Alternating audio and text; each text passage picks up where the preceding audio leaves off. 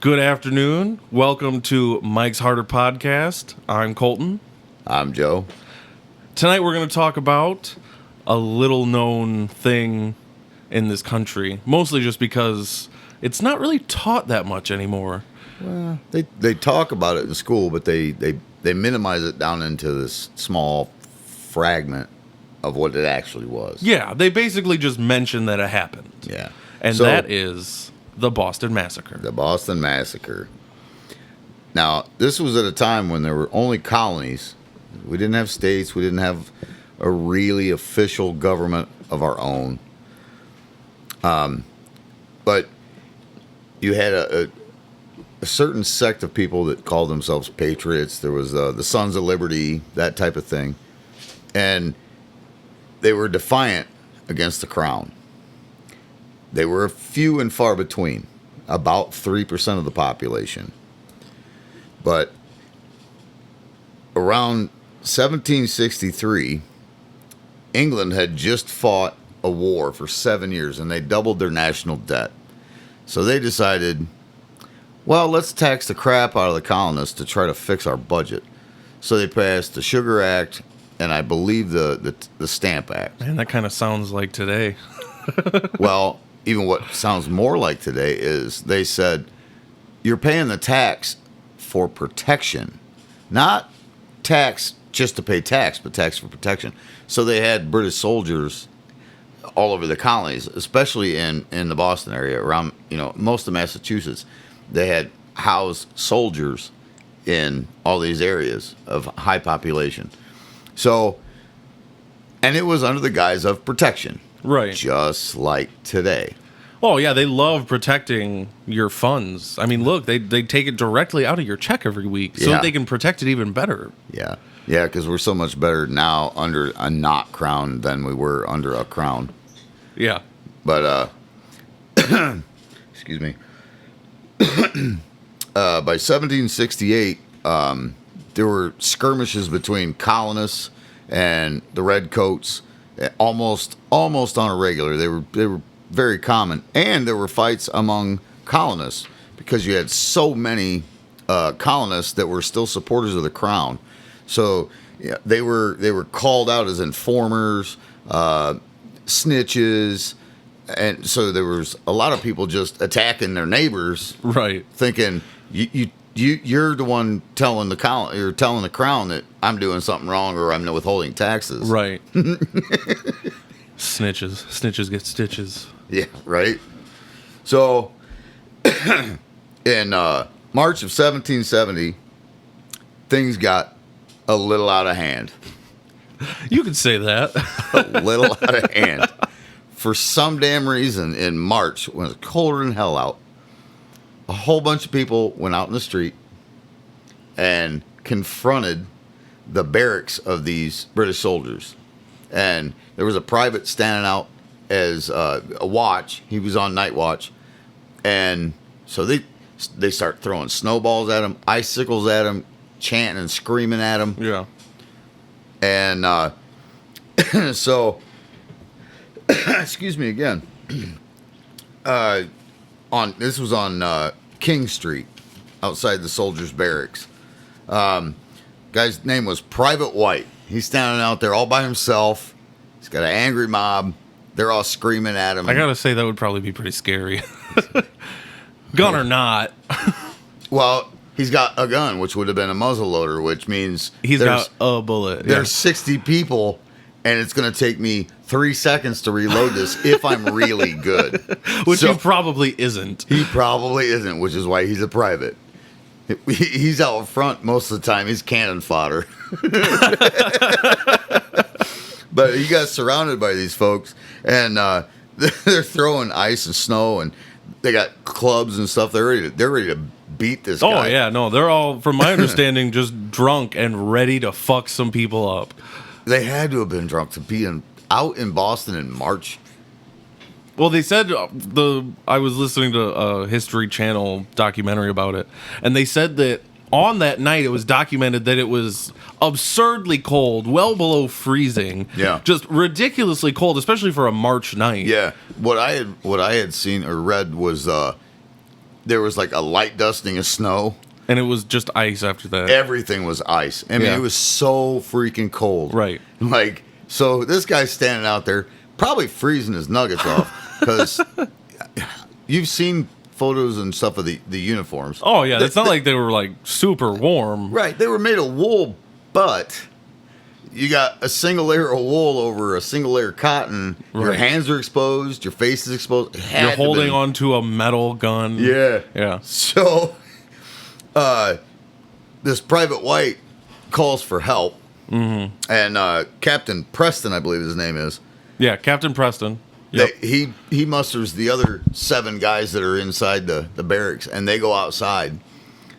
And the crowd is chanting, "Fire, damn you!" Yeah. Fire, They damn were you! just egging them on, which Yeah. is another thing in that documentary.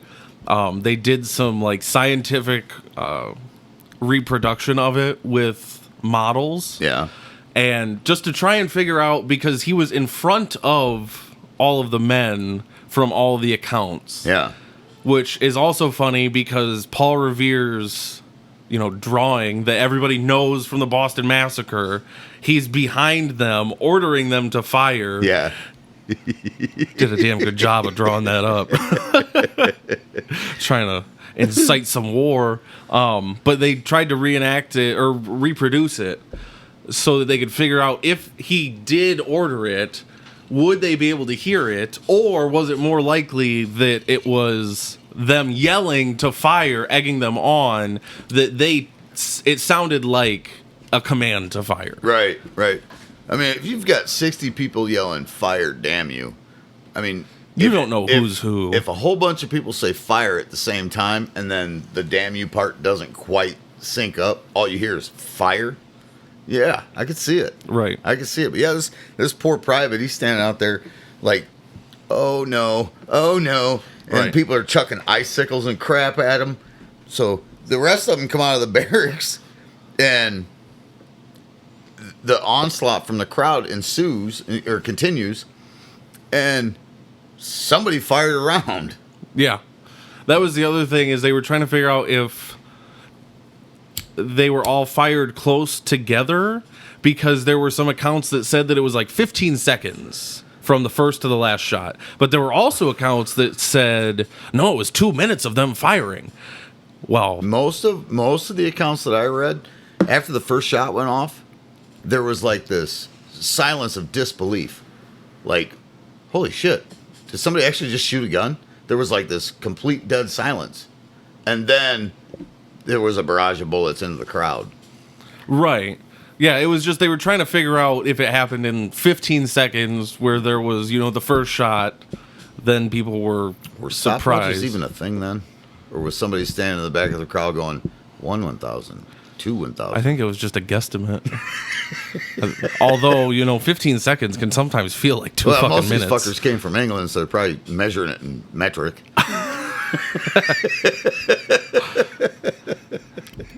That's a good point. But after it was all said and done, 5 colonists were killed. So there was 6 other people that had wounds, and then the redcoats ran back into their barracks and just chilled and waited. You got anything to add to that part of it? Oh, I thought it was really interesting the fact that they used propaganda on our side of it. Oh yeah, Just how much propaganda between the picture that was drawn by Paul Revere yeah. and the fact that it went from a mob to a massacre. It was a mob of people, Yeah. and then it turned into it was a massacre that happened of these people. It went from the angry mob egging it on. When we look at modern day statistics, 5 dead, 6 wounded, that's any mall in Chicago on a Friday. Right. But they called it a massacre. Yeah, they blew it out of proportion. Yeah. And I don't hate that they did it. I'm not one for propaganda, but I don't hate that they did it, because it was the straw that broke the camel's back. Right. We would definitely not be where we were and we wouldn't have been as unified as the people were had they not used the propaganda that they did. Well, We could very well still be English. like the Canadians. Yeah. So eventually enough people demanded that the governor do something. So we had all those redcoat soldiers arrested. Every one of them had them arrested.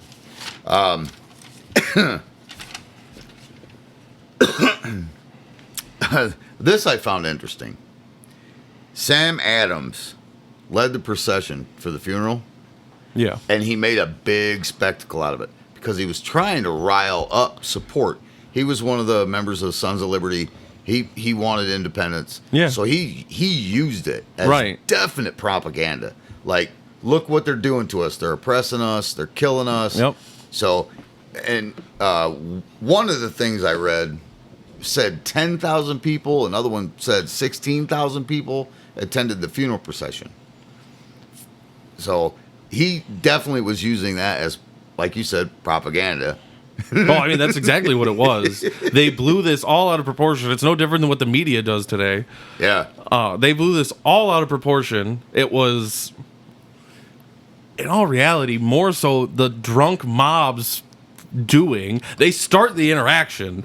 They start the whole problem, and it ends up backfiring on them. Are we going to say they were drunk?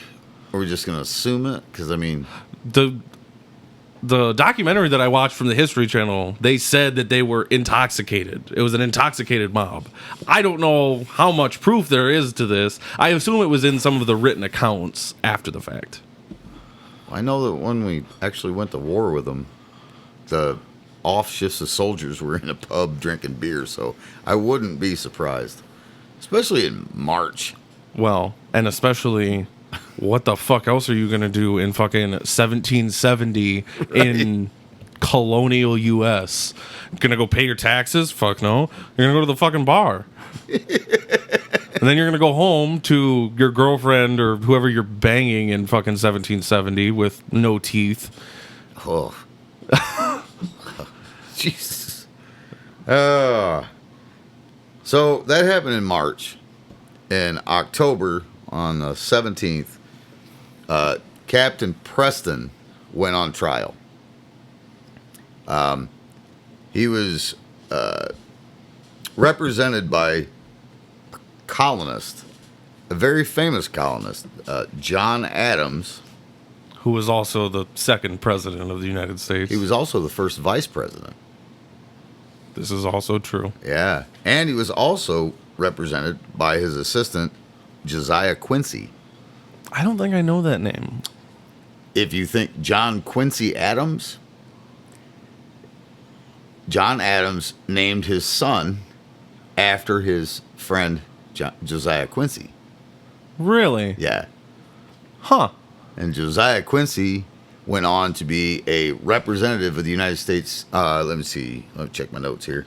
Yeah, he became a member of the U.S. House of Representatives from 1805 to 1813. He was also the mayor of Boston from 1823 to 1828. Wow, you really went deep into each part of this. Yeah, because those two figures, they're important. Right. And after that, he became the president of Harvard. John Quincy Adams was the president of Harvard? No, Josiah Quincy. John Adams' assistant. He went on to become a member of the U.S. House of Representatives, and then he became the mayor of Boston. And after that, he was president of Harvard. It's quite the fucking resume right there. Fuck yeah, it is. That's impressive as hell. But yeah, John Adams was only 35 years old when he defended this case for the Redcoats. He was only 35, dude. Think about that. A 35-year-old lawyer. I'd be terrified if I was the enemy.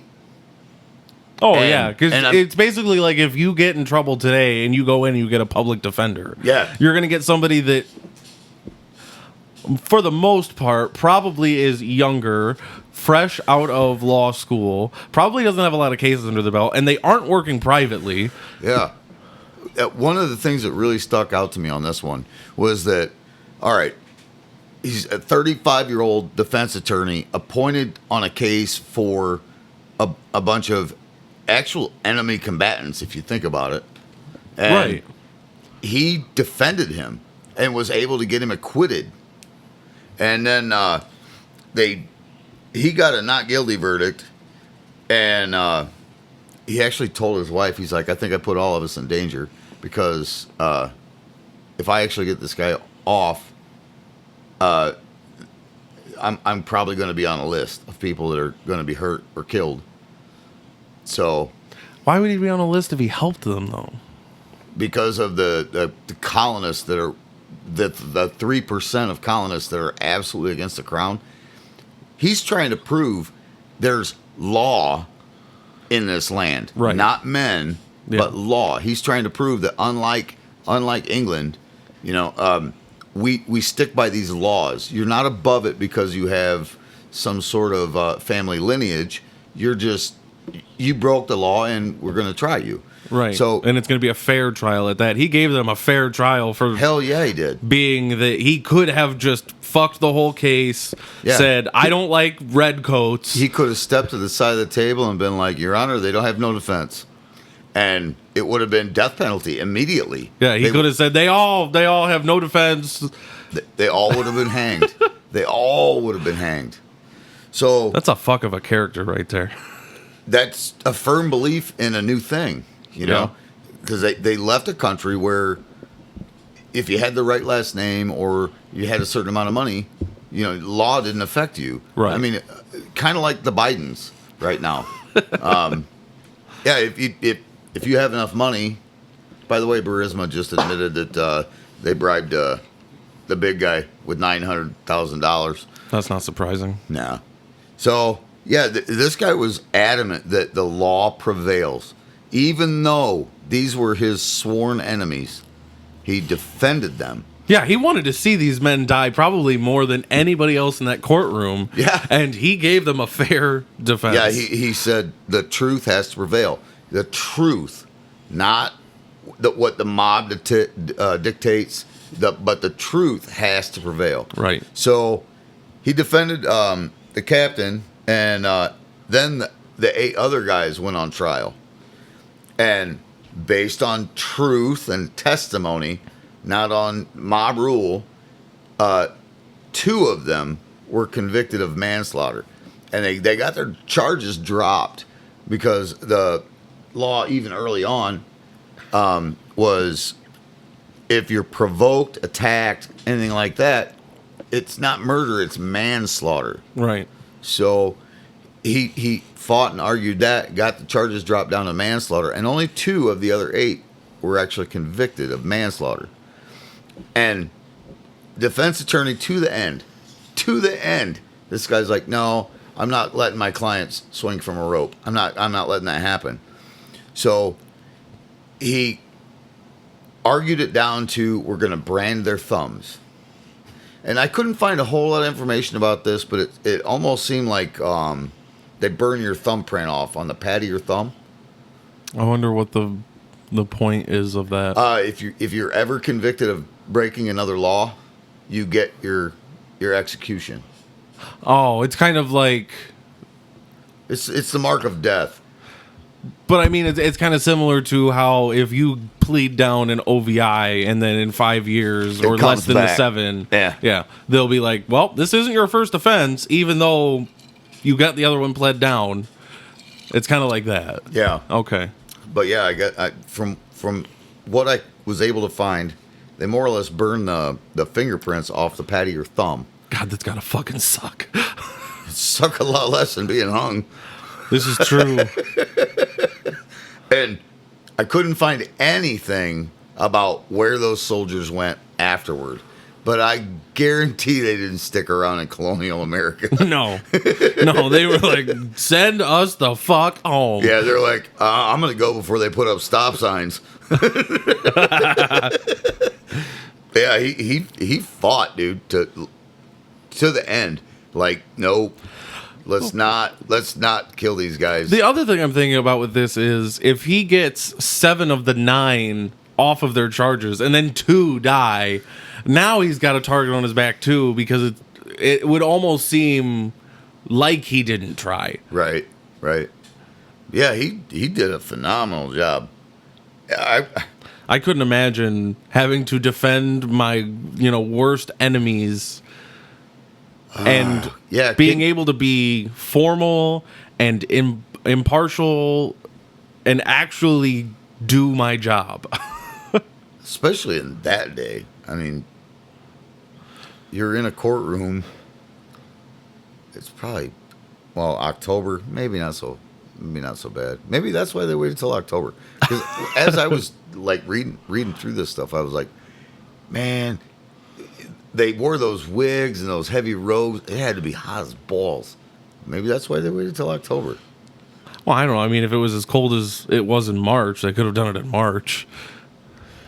Some of the stuff that I read was like, no, they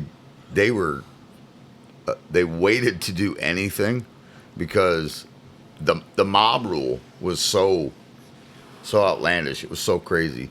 The mob rule, they were just like, let them all out of jail. Let us take care of them. Something like out of an old Western. We'll just go pull the bars off the back of the jail and go hang them out in the woods. People were mad. Well, that's what happens when you tax people. Taxation is fucking theft. Taxation is theft. True fucking story. Yeah, I was excited when I read that John Adams was this guy's lawyer. Dude, I was listening to the documentary and I was working on something at home for work. And they said that, and I kind of just looked around and I was like, there's no way John Adams defended these fucking people. And I back it up. Sure as shit. The fucking John Adams. Yeah. I read it probably 3 times where I was like, wait a minute, didn't we have a president named like John Adams? Didn't even realize it at first. Like, yeah, that name sounds familiar. And then I saw the Josiah Quincy and I was like, wait a minute, something's up there. So I had to back search and I was like, oh, okay. Now it makes more sense. It's also just wild to me how many things from colonial America ring true today that I guess not necessarily ring true, but are so similar today. Like the taxation. God. Fuck. It's ridiculous how much taxes have just taken over when we fought to get away from them. And yet, we vote for them every fucking time we elect some fucking dingbat. I'm going to take money from the rich and give it to the poor.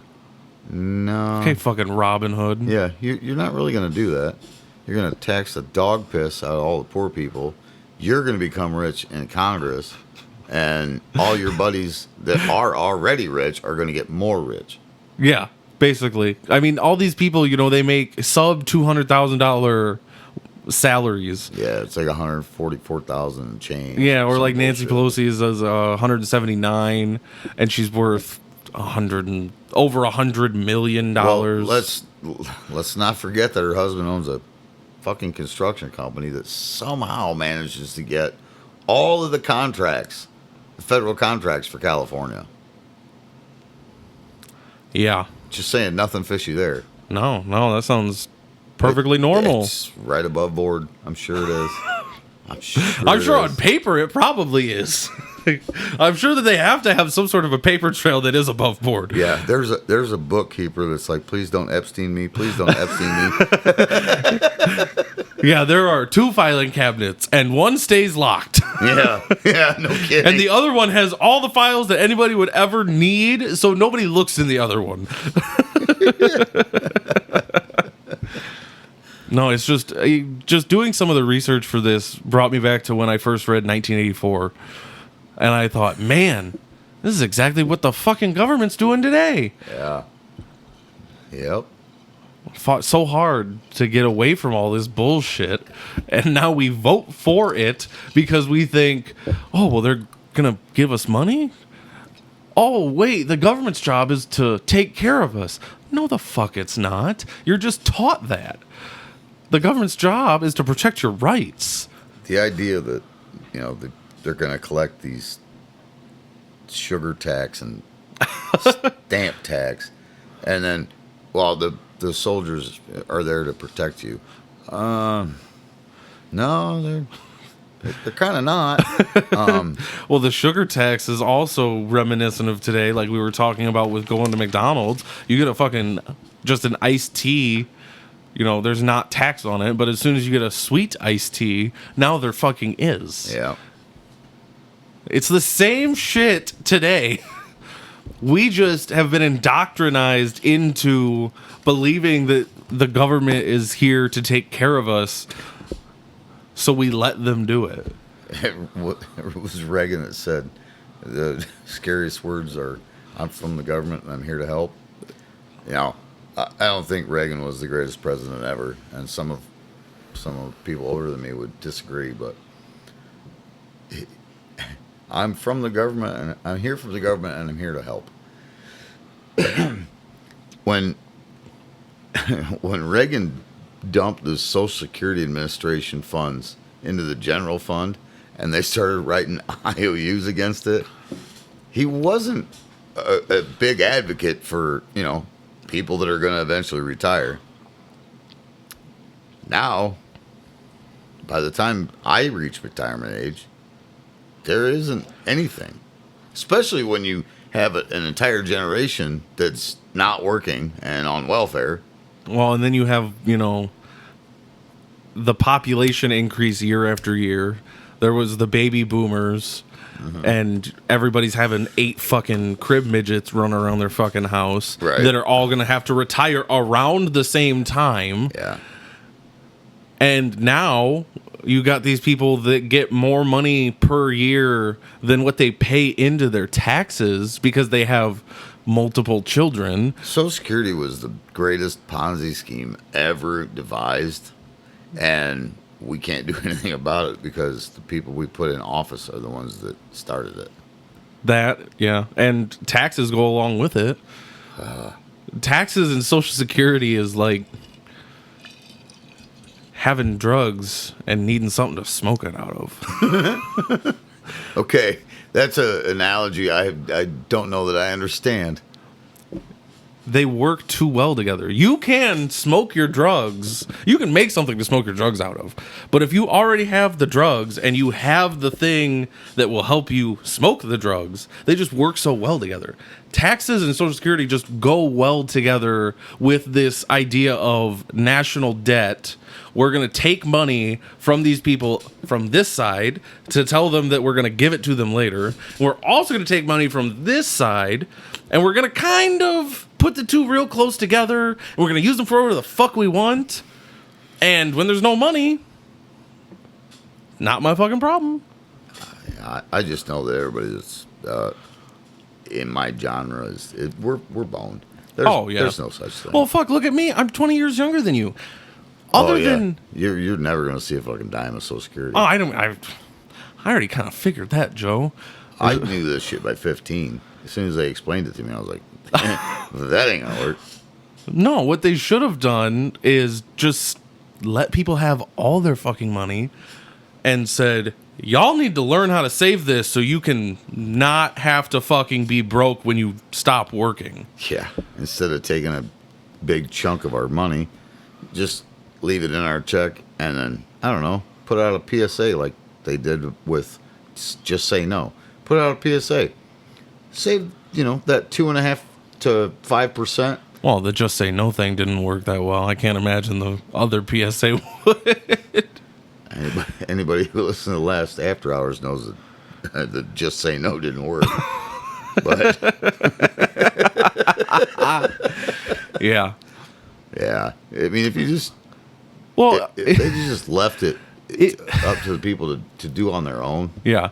If you look at it, though, the amount of money that you get from Social Security compared to the amount of money that it would be if you just put it into low growth stock mutual funds, like astronomically different if you were to Yeah, take that 'cause- same amount every week when you get paid and put it in. Yeah, because Social Security investment averages like between 4 and 6%. If you just follow the S&P, if you throw something in an S&P 500, Yeah. you're gonna get at least 10.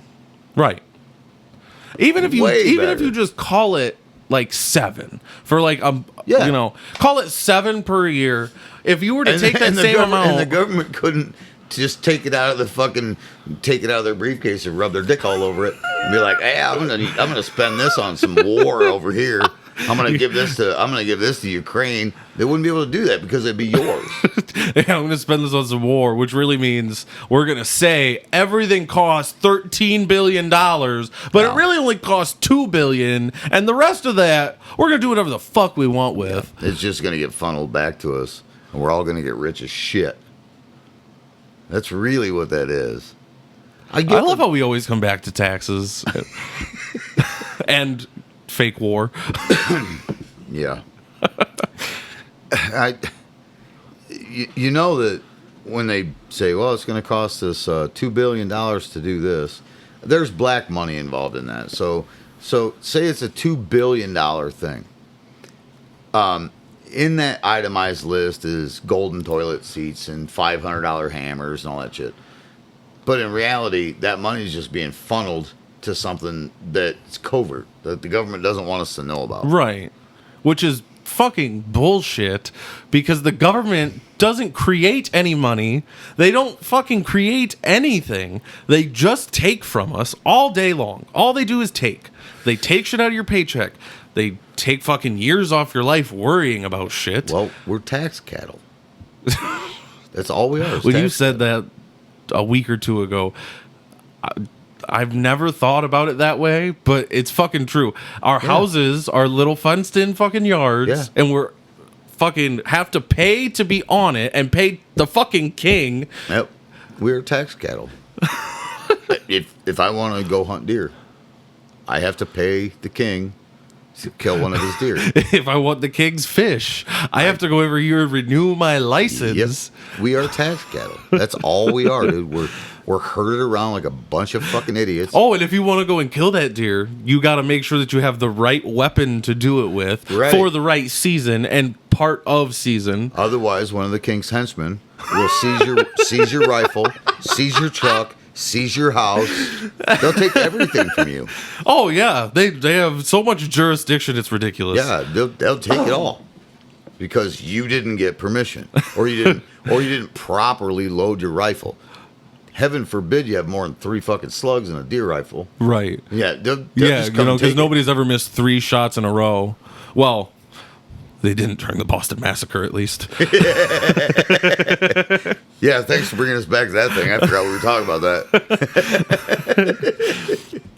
But no, I mean, it still goes along with it.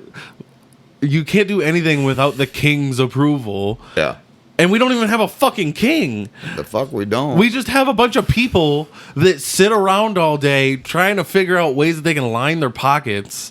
Granted, they're not all bad, but that's like saying not all women are crazy. They're all crazy to an extent.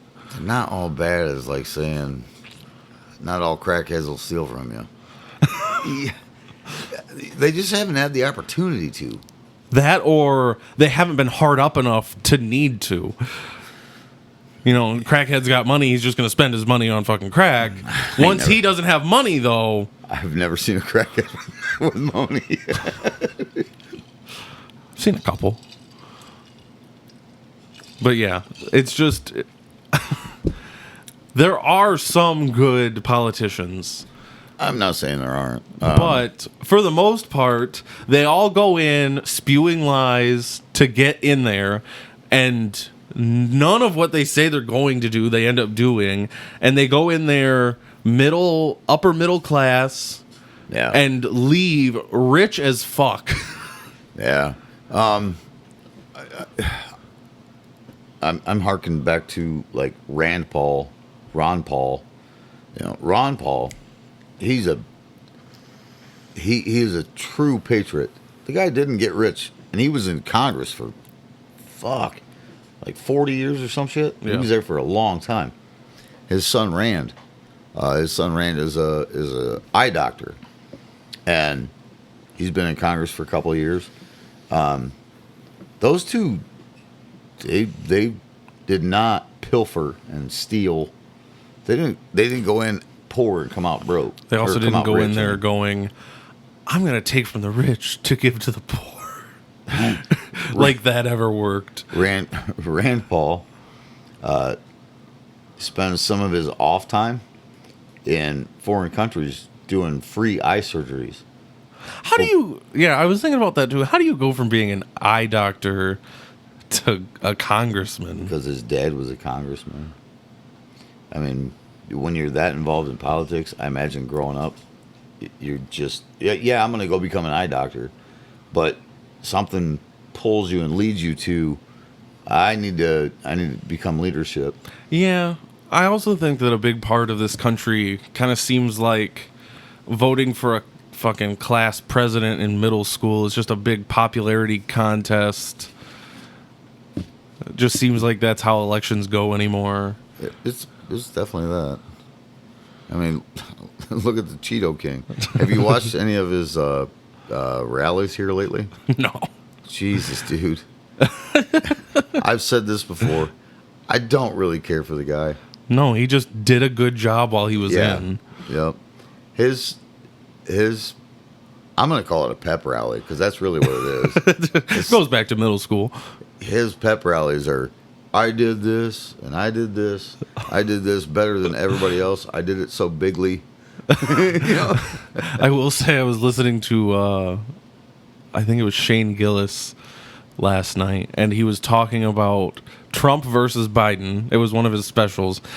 And I know it was jokes, but they were so true. He was talking about how, when we had Trump, he was always giving some sort of a press conference or a speech off the cuff. He didn't have to have somebody telling him what to say every time. Now we get good old George Biden up there. And George Biden. and every time he gets up there, he looks lost. And one of his jokes was after he gets done talking, he turns into a Roomba because the Roomba kind of goes and then turns and goes another way and then turns and like goes in random directions. You know what's even funnier is that a Roomba maps out your room and sends it back. Biden has completely lost all signal. And then they have to corral him back, or he's fallen, or he's an old senile man. What they're doing to him is it's elder abuse. Well- Regardless of what you think of the guy, it's elder abuse. And it's kind of extortion because they're extorting him for what he can do for them without knowing that they're extorting him. He doesn't know. He's just like, I'm president. Cool. Where's my... I don't even think he knows. I wonder if he's ever like, where are my president's boxers? He's probably like, I'm the ice cream king. The Cheeto King and the Ice Cream King? That'll have to be a shirt because that'd be fucking fantastic. Because there's no way the guy actually knows what his role is. He doesn't know what's going on. Did you see the video of Obama leading him off stage the other day? Did it look like somebody tried to take their grandpa that's in a nursing home back inside? Yeah. Yeah, it did. It looked like, all right, Grandpa, it's smoke time's over. Come on, let's go this way. And Do you know my grandson? Grandpa, I am your grandson. You don't look like him. have I sniffed you? Dude, that'd be the scariest nursing home in the world for anybody's grandkids. We don't allow trick-or-treat in Biden's wing. Just saying. Fucking DC's probably just about as bad as LA anymore. It's probably worse. Yeah, because they could probably get away with a lot more shit. I know that Cheeto King's been talking about when he gets back in office, he's going to revitalize DC because it's So such- we're just going to take fucking and chip around the edge of it and then push it off into the ocean like we want to do with California? Yeah, we should just revitalize Killdozer. Let him have at it. I don't want him to take down those monuments. Those monuments are nice. No, not the monuments. Oh, you're saying get all the people out and be like, here you go, have fun. Have you been to D.C.? No. The stuff you see on the news, like the White House, the Capitol building, all that stuff, beautiful. The rest of it's a shithole, isn't it? If they turned the camera around and faced it the other way, it's full of slumlords. This place is an absolute shithole. Really? Oh, man. There are a bunch of homeless people in D.C.? Yeah. Seems like there would be. Just a bunch of people homeless doing drugs on the street. Yeah. Well, when fucking rent on an apartment is like $4,000 or $5,000 a month. It's fucking worse than New York. Yeah. Yeah. Although you probably get a bigger, than a fucking storage closet. Nah, not really. No? No. That's why most of the people that work in D.C. live down the Beltway. They live in like Virginia or whatever. Right. They live somewhere near a highway so they can just commute. I'll drive 45 minutes to work, so I only have to spend $300 and some thousand on this 2-bedroom house. Right. It's 4 feet from my neighbor's house, but maybe they won't shoot me. Versus spending a whole bunch of money on rent, and now I have to walk down a dark alley some nights. Yeah, I'm not. I don't like walking around at night, just over in Toledo or anything. Yeah, Toledo's getting kind of messed up right now too. Well, I was talking about it with my boss a couple weeks ago, and he was talking about how his kids had to go to Toledo for something. And I go, man, anymore, if I need to go to Toledo, I consider going to Fort Wayne. Because at least Fort Wayne, like the downtown part that you have to go to is fairly well kept up and fairly crime efficient. It's the bad parts that you just stay away from. Anymore, you can't even go to the mall in Toledo and feel safe. Yeah. Anytime somebody says Toledo to me, I'm just like, fuck it, I'll die. I do not want to go there. If you can't give it to me in Bryan, Defiance, nope, I'm done. No, yeah. I don't want no part of it. Yeah, anymore. I consider if I have to go and I can't go to either of those places, I consider going to Fort Wayne. I'd almost rather go to Fort Wayne because I know the part that I'm going to. Granted, I'm not going to go to Fort Wayne if the thing that I need to go there for is in one of the bad parts. But if it's just like downtown Fort Wayne, cool, all the way good.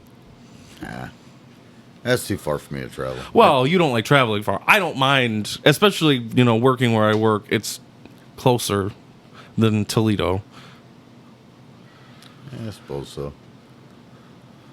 I like the facilities in Bryan, and I'm sure Defiance is probably similar. Defiance isn't bad, but it's kind of like a mini early 2000s Toledo. Where it was like not really run down, but not really nice. There were some nice parts. That's kind of what it reminds me of. But I think they've been doing a lot of work around the city because when I was there a couple weeks ago, it seemed a little nicer.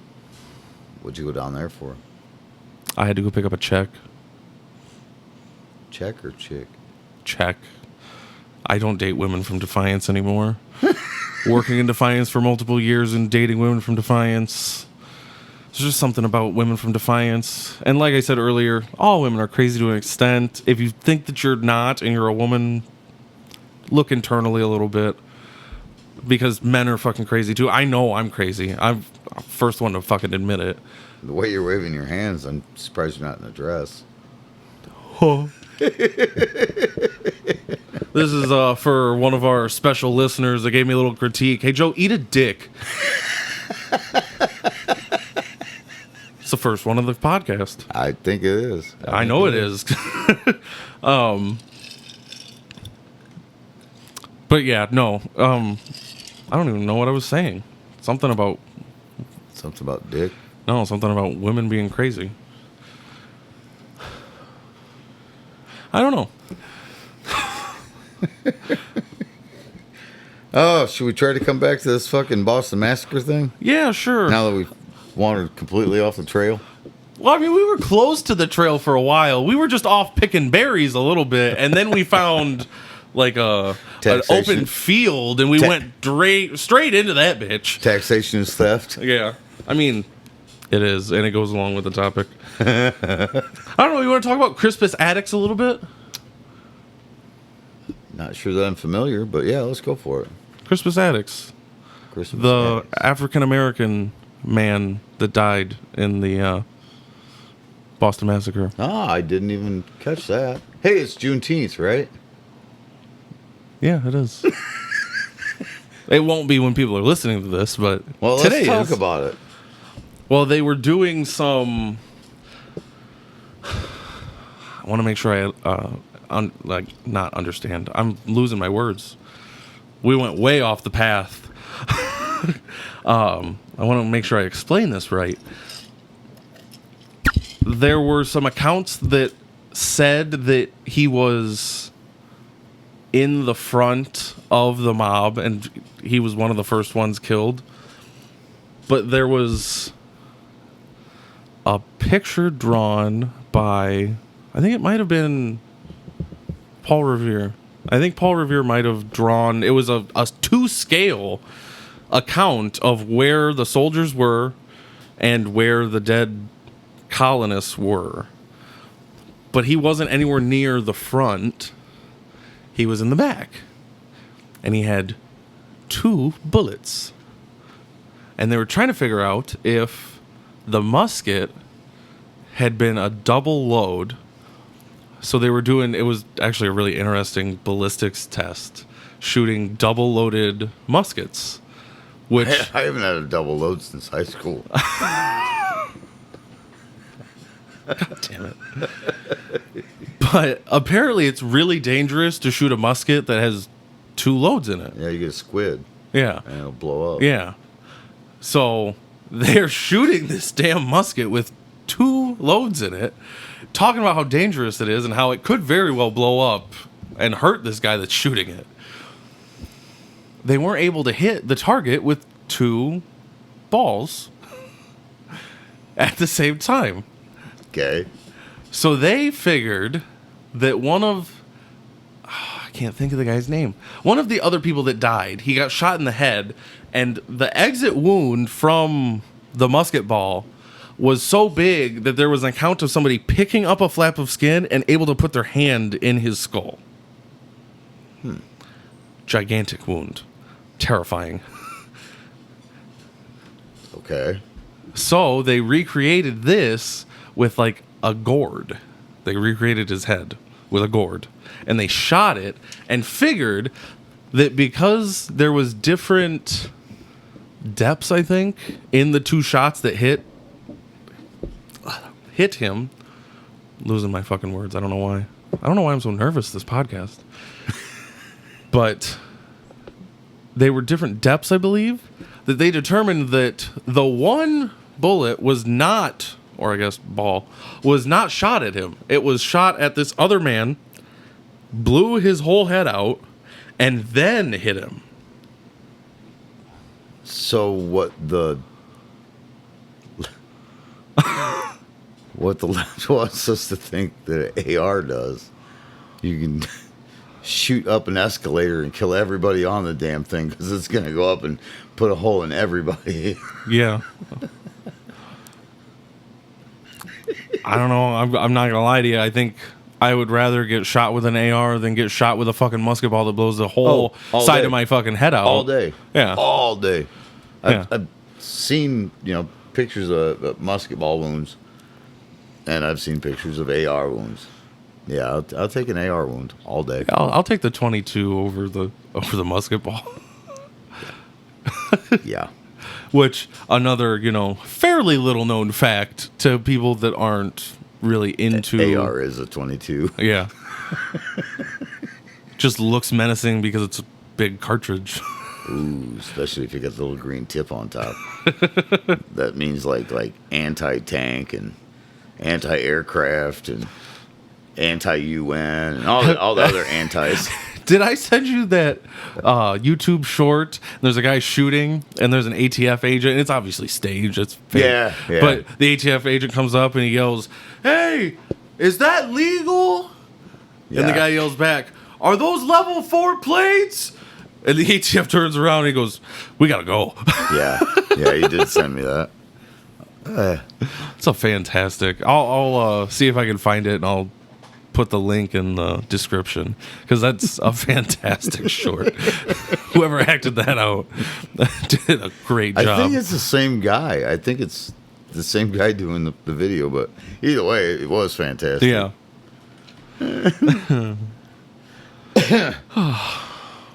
Well, is there anything else that you want to touch on? Might pee, but probably not until lights are off. Let's hope I'm gone before you turn the lights off. I don't know. Is there something I missed? Because I said, I was excited to find out that I don't think there was really anything that we missed. We didn't really go over like in-depth accounts of the victims. Well, I say victims lightly, of the mob. they were definitely victims. Well, They were colonists, and they were in the right. And I don't give a fuck what anybody on the Crown side said. They were in the right. But I mean, to a point, I agree with you. But they were also instigating it. well, yeah. Somebody's pissing in your backyard. You're not going to throw snow and rocks at them? I would. Probably just piss on them. Just All hope right, they're well. not into that, I guess. I was going to... I'll leave that one alone. It's probably a good idea. But we could always touch on that later, because I didn't really do a lot of in-depth research into the people either. I knew of them previously, and I always thought it was interesting that, like, if you look at the papers from that time, there are 4 caskets drawn in the paper, and that's because the 5th person didn't die at that time. He wasn't dead yet. Right. But Sam Adams made a big show of that, too. When that 5th guy finally died, he made a big procession out of that shit, too. Yeah. Yeah, he was like, see what these people are doing to us? See what they're doing to us, people? Wake up. Consider us Sam Adams. We just don't make as good a beer. I don't care for the beer, but god damn it. There are a couple of the Sam Adams beers that I don't mind. There's a couple of NSYNC songs I don't cry over too, but it doesn't mean I don't like them. Sounds like you like NSYNC. Did you hear Justin Timberlake got arrested? I did not. Alrighty. Well, if anybody wants to hear more about this, send us an email. It's always open at mikesharderpodcast@gmail.com. I'll dig deeper if I have to. We will gladly dig deeper. If you guys want to fact check us, if we got any of this wrong, we're glad to hear about it, and we will make corrections in the next one. Yeah, I'm drunk a lot, so I'm wrong a lot. This is also very, very true. If you guys want to be a guest, fact check us, or if you just want to bullshit and tell us a story, hit us up at the email or in the comments. Do we have anything scheduled hard for the next podcast? No, we don't have the topic, but I will post it. I guess you'll just have to listen to the after hours. It's exclusive to YouTube to see what the hell we figure out to do. This is a good point. We'll on the next after hours we'll have a topic picked out. We'll noodle that crap. We'll figure it out. So I hope you guys all enjoyed. If you didn't, eat a dick. I know that's from the YouTube exclusive after hours, but I just had to for a special someone. All right, I hope you guys all enjoyed. Later.